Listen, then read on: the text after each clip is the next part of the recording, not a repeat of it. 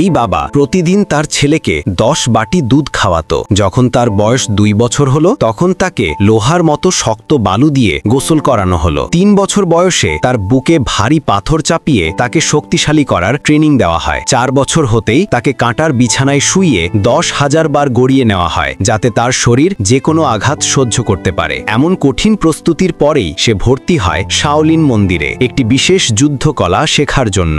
10 বছর কেটে যায়, এখন ছেলেটি শক্তিশালী হয়ে উঠেছে, কিন্তু তার আসল পরীক্ষা তখনও বাকি। প্রথম স্তরে তাকে একটি বিশাল ঘণ্টার ভেতরে বসতে হয় এবং ঘণ্টাটি 10 বার বাজানো হয়। যেখানে অন্যরা ভয় কাঁপতে থাকে, সে সেখানে একদম স্থির বসে থাকে, কারণ তার শৈশবই ছিল কঠিন সাধনা। দ্বিতীয় চ্যালেঞ্জ ছিল আরো ভয়ঙ্কর। এক সরু করিডর যার 2 পাশ থেকে কাঁটাযুক্ত দেওয়াল ধীরে ধীরে তার দিকে এগিয়ে আসছে। শুরুতে সে হাত দিয়ে দেওয়াল ঠেকানোর চেষ্টা করে, কিন্তু শক্তি ফুরিয়ে গেলে কাঁটা তার গায়ে ঢুকে যেতে থাকে। তখন তার মাথায় আসে, যদি সে পায়ে দেওয়াল ঠেকিয়ে হাত দিয়ে এগোয় তাহলে হয়তো সে বাঁচতে পারবে।